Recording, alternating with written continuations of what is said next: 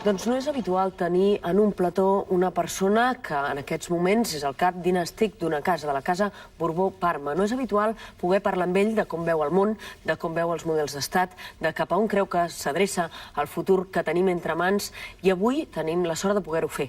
Parlarem amb Carles Huc de Borbó-Parma. És doctor en dret per la Sorbona de París, en ciències econòmiques per Oxford. Va ser 20 anys professor a Harvard. Actualment viu a Brussel·les.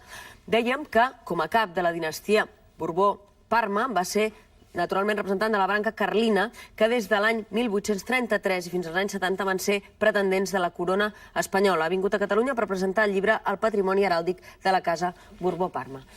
Buenas noches. Buenas Bienvenido noches, a Nit al Día.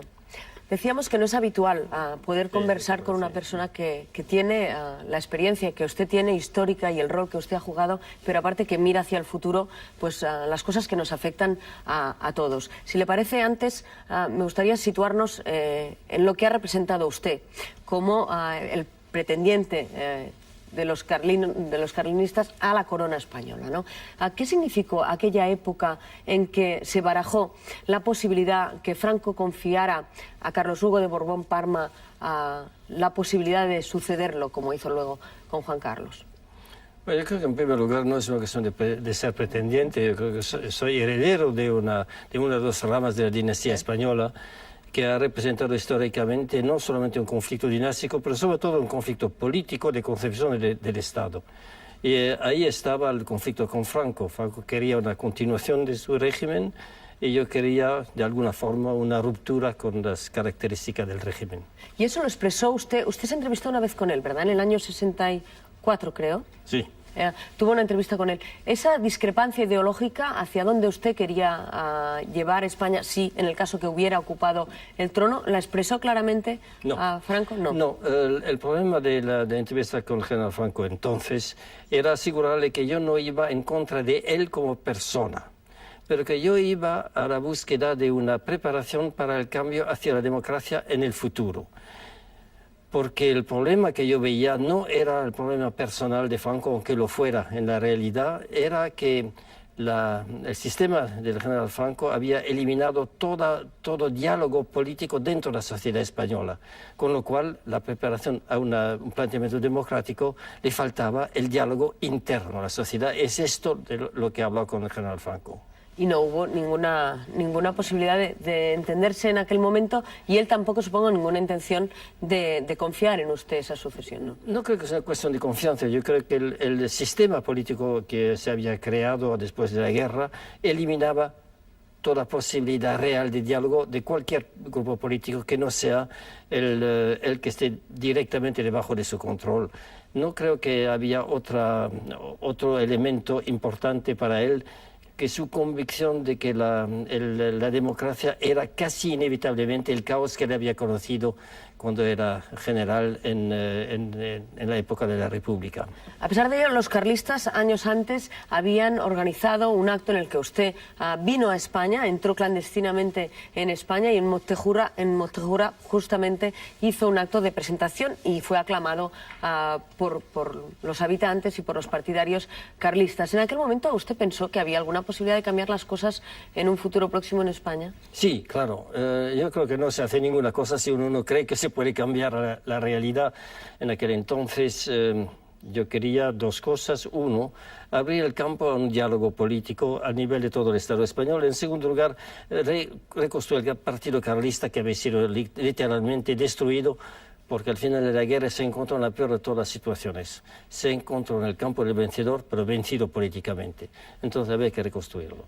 Y la presentación mía, mi padre me pidió entrar en España, hacerlo en Montejurra, sí. Era esto, era iniciar un proceso de reconstrucción interna y un proceso de apertura del carlismo y de la sociedad española a un diálogo político.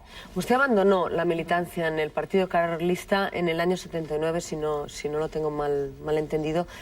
¿Por qué la abandonó y en qué ha quedado el carlismo? El año 79, no 69. No, 79. El Partido Carlista como partido político con una ideología fue una creación que hicimos al inicio de los años 70, porque debido a la construcción de tipo político en Europa, un partido político tiene que tener una ideología.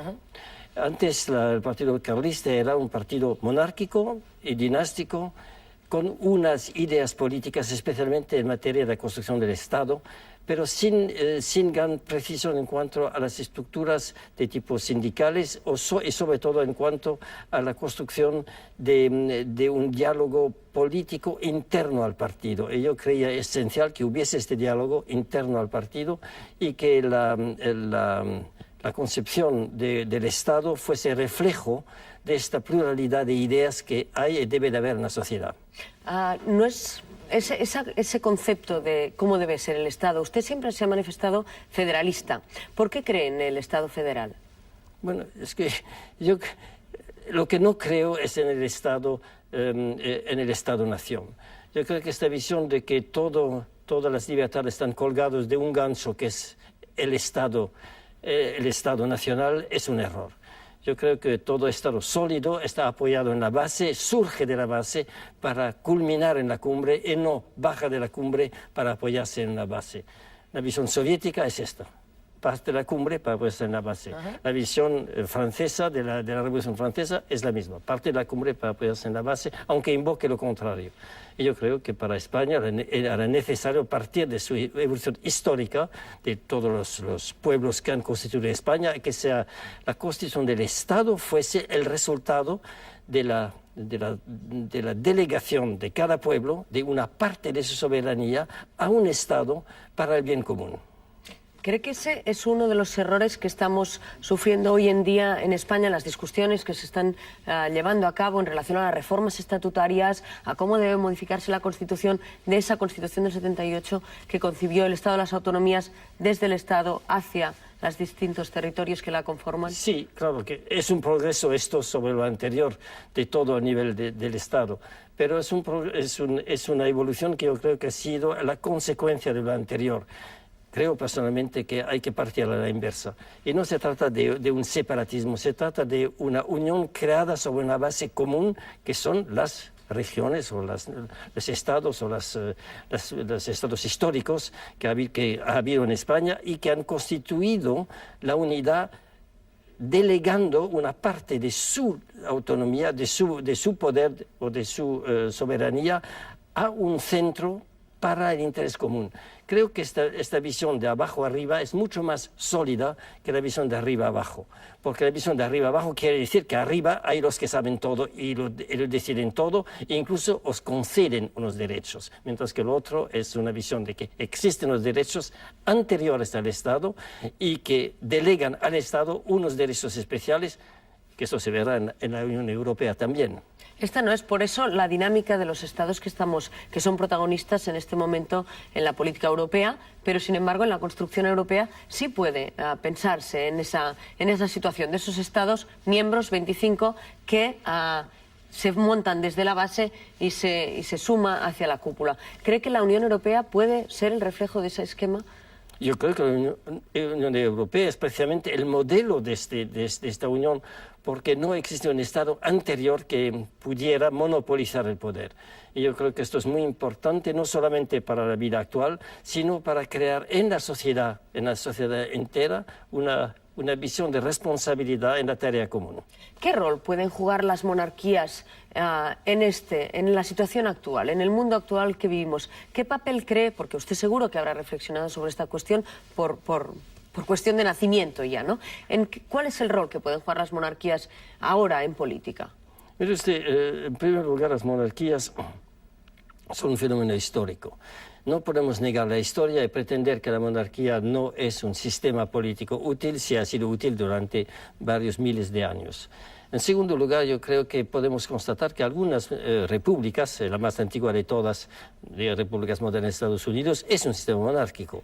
Es decir, que aunque no es hereditario, es un sistema monárquico. El presidente tiene el poder de un monarca en Europa o mucho mayor que el de un monarca europeo.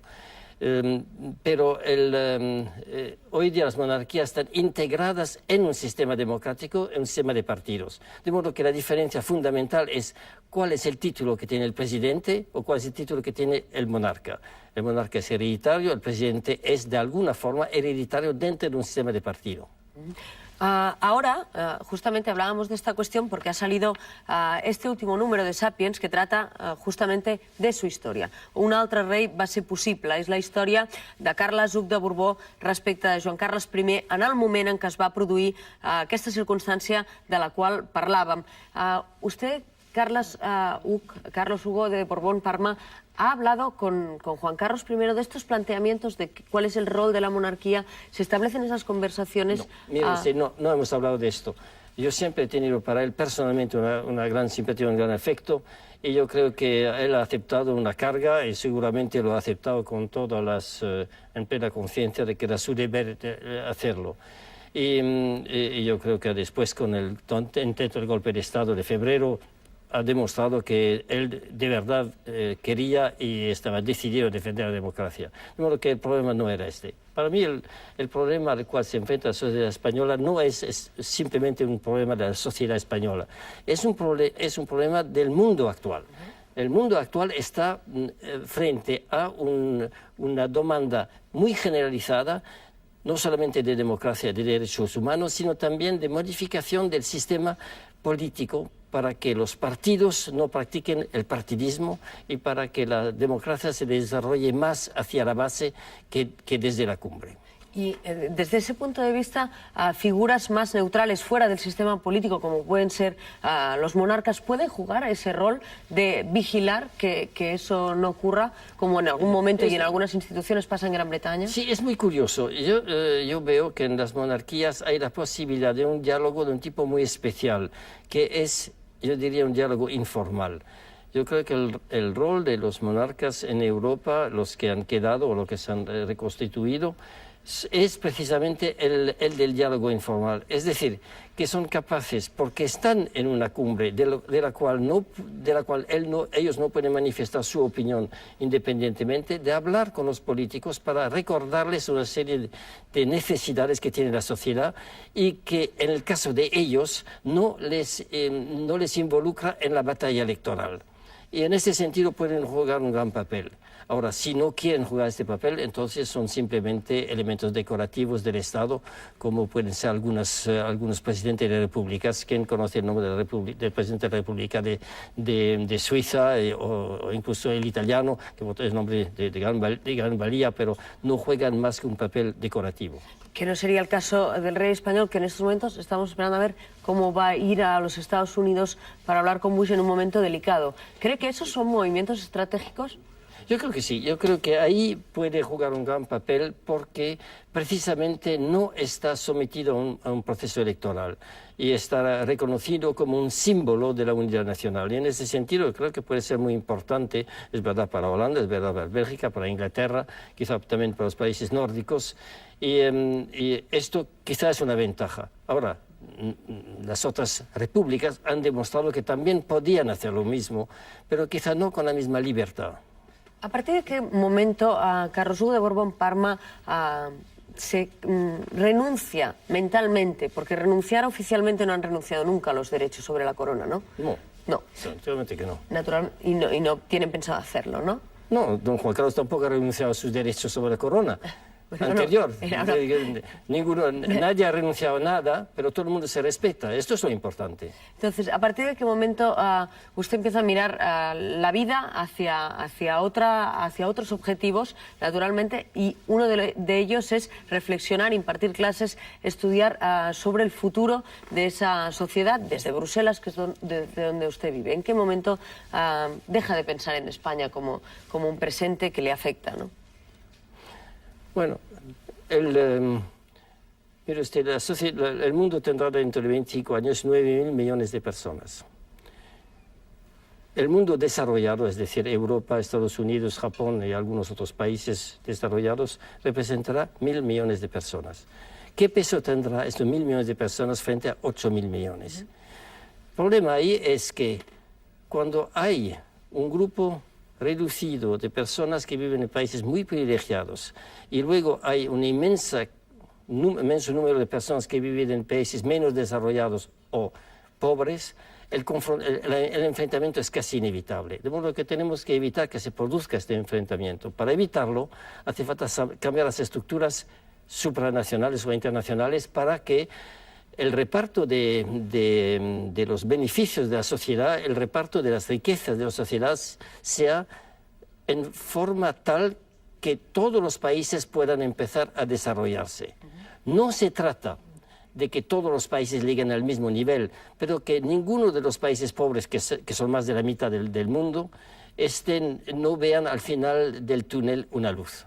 Una de las cuestiones que le preocupan a usted justamente es a la globalización, los aspectos negativos que puede tener por ese desequilibrio. ¿Cómo se puede luchar cuando se oyen críticas justamente contra las personas que se oponen a los movimientos de globalización? ¿Cómo se puede racionalizar esa globalización para que estén premiados de algún modo los valores positivos que nos aportan, ¿no? Bueno, muchas de las gentes que critican la globalización tienen razón. Tienen razón porque la globalización que ellos han visto ha sido la globalización financiera que se ha hecho de un modo salvaje, sin ningún respeto a los derechos ni a los intereses de los países pobres o de los países menos desarrollados, es solamente en función del interés, al fin y al cabo, de grandes grupos financieros mundiales. Entonces la crítica es perfectamente justificada. Pero lo que no está justificado es estar en contra de la globalización porque estamos dentro. El mundo está globalizado, que lo queramos o no. El problema hoy en día es cómo lo organizamos. La visión hace 20 años era que la globalización era la ruptura de las fronteras nacionales y al fin y al cabo un intercambio internacional. Hoy está claro que el intercambio internacional no es la solución, porque hace falta que haya una autoridad supranacional para que estos intercambios estén en función de los intereses de todos y no solamente de los países más poderosos. La gran diferencia es que globalizar el sistema político no es el romper las fronteras nacionales, es dar a todos los países una parte, pedir a todos los países una parte de su soberanía, darlo a unas instituciones supranacionales para el interés común del mundo. Lo mismo que en España, yo creo que el problema de la construcción del Estado es partir de las sociedades infrasoberanas, las sociedades que existen en el país, los países, pueblos, ex naciones que constituyen España, para delegar poderes al Estado. Lo mismo, los Estados europeos tienen que delegar a un poder europeo ciertas funciones que solamente pueden ser resueltas a nivel europeo, y Europa tendrá que delegar a algunas instituciones globales o mundiales algunos poderes para que pueda funcionar. Pero justamente ese ente supranacional, que supongo que la referencia inmediata es las Naciones Unidas, es difícil de arbitrar, es difícil de que funcione correctamente cuando hay algunas decisiones clave en las cuales hay algunos países que tienen derecho de veto, ¿no? Bueno, el problema del veto es un problema histórico. Son 4 países que tienen el veto, es una cosa absurda. Hoy en día no corresponden a nada. Y los vetos van a desaparecer probablemente dentro de poco tiempo. ¿Usted cree que eso es posible? Sí, yo creo que sí. Se quedarán como un veto relativo, es decir, en caso de dudas podrán dar tener un cierto poder. Pero esto no es el problema. Para mí el problema es que las Naciones Unidas tienen que tener un ejército mundial para que los problemas que existen efectivamente en el mundo se resuelvan no por la acción de un gobierno, hoy día los Estados Unidos, que son los únicos que tienen capacidad de acción militar mundial, y no es justo que los Estados Unidos tengan este poder ni esta responsabilidad, porque es un arma de 2 filos, es un arma para ellos y un arma contra ellos. Y puede ser muy grave en el mundo futuro que haya un país que tenga este poder dominante para el mundo y para los Estados Unidos. La segunda cosa, las Naciones Unidas tienen que desarrollar un poder de decisión que no sea puramente un poder de decisión de asamblea. Si no existe un mecanismo gubernamental, aunque sea mínimo, pero gubernamental, es difícil que funcione. Por fin hace falta un sistema de organización de la economía, un sistema financiero supranacional, que puede ser el Fondo Monetario Internacional o el Banco Mundial, que pueda realmente tomar sus decisiones sobre los grandes problemas financieros del mundo y no dejarlo a la vagancia de los grandes grupos financieros que al fin y al cabo sirven su propio interés porque es su naturaleza de servirse. Vamos de lo grande a lo pequeño. Usted vive en Bruselas, pero ha tenido una gran relación con Cataluña, con el País Vasco, con Navarra, que son zonas donde los carlistas han sido fuertes y tradicionalmente han tenido una fuerte implantación, representación. ¿Cómo se ve desde Bruselas estas naciones históricas y su representación dentro de ese mundo global del que hablaba? Bueno, en Bruselas existe una representación de las regiones europeas, regiones que existen en Italia, en Alemania, en Holanda, en Inglaterra, en Francia y en España. De modo que mismo desde Bruselas la realidad de las regional, no nacional, está. ¿Pero es anecdótica o es tomada en cuenta o es observada como un problema? De momento está un poco bloqueado por el aspecto del poder nacional o de la soberanía nacional, de momento. Pero no se olvide usted que la soberanía nacional se está evaporando hoy en día y rápidamente. De modo que lo que era soberanía hace 10 años ya no lo es hoy, dentro de 10 años no lo será. De modo que todas esas realidades que existen dentro de todos los países europeos y en el mundo, dentro de todos los países del mundo, será una realidad dentro de 10 o 15 años que probablemente habrá puesto un fin al Estado-Nación. Habla con mucho convencimiento de algunas visiones de futuro. Por ejemplo, la desaparición de la soberanía nacional en los Estados, cuando seguramente los espectadores que nos ven pues siempre tienen esa imagen de los jefes de gobierno que se reúnen y que son finalmente los que toman las decisiones. O de esa posibilidad de un solo ejército bajo las Naciones Unidas y de la desaparición del derecho de veto. Son imágenes muy contundentes. ¿Qué le hace pensar que va a ser tan rápido la transición cuando la guerra en Irak nos da pruebas de todo lo contrario, o la formación de la Unión Europea y la toma de decisiones van en la dirección opuesta, ¿no? La fuerza de los Estados en esa negociación. Bueno, si usted me permite contradecirle, yo le diría que la Unión Europea demuestra precisamente que existe cada vez más la necesidad de una delegación de poder desde los estados, antiguos estados nacionales, hacia un poder europeo. Europa misma inevitablemente planteará el problema del no monopolio del poder de las grandes potencias, inevitablemente, porque en primer lugar dentro de Europa hay 2 países que tienen el derecho, o 3 países que lo tendrán cuando Rusia estará integrado en la Europa del futuro, de modo que el problema del veto tendrá que eliminarse porque se hace totalmente irracional. Y yo creo que no es cuestión de seguridad de que ocurra, sino cuándo va a ocurrir. Y yo creo que está ocurriendo, de hecho, todos los días que los poderes de los estados se están mermando, que hay delegación de poder a nivel superior, esto a todos los niveles, incluso dentro de los estados, de modo que no soy un profeta. Soy un observador y yo veo que esos corrientes existen dentro de la sociedad. Usted ha venido a Cataluña a la presentación de ese libro que nos trae el patrimonio heráldico de la Casa Borbón Parma. ¿Cómo vive ese discurso que usted tiene, siempre mirando al futuro, y ese patrimonio personal, histórico, esa vinculación con la Casa Borbónica, ¿no? Bueno, las órdenes históricas tienen un valor simbólico. Ahora, un valor simbólico no quiere decir un valor irreal. Quiere decir, la palabra símbolo quiere decir que une, que es visible y une. Yo digo, por ejemplo, un ejemplo típico de un valor simbólico es la bandera nacional. Para muchos países tiene este valor simbólico, representa el pasado, el presente, el futuro de la unidad nacional. O el himno nacional es otro valor simbólico. Las antiguas órdenes jugaban en el pasado la función de que hoy serían, o llamaríamos, las ONGs. Lo que pasa es que eran históricas, es decir, que su desarrollo no era momentáneo, sino más o menos permanente. Y así agrupaba a gente de toda Europa en una época donde la evolución histórica era lenta. Por lo tanto, podía ser histórica, es decir, atravesar las generaciones, era transgeneracionales. Hoy día estamos en un fenómeno de aceleración histórica, el valor simbólico queda, yo creo que las órdenes que tenemos o que tenemos en nuestra familia van a servir para esto, agrupar gente que tiene como visión cómo cambiar el mundo, no en lo inmediato, sino en lo más permanente.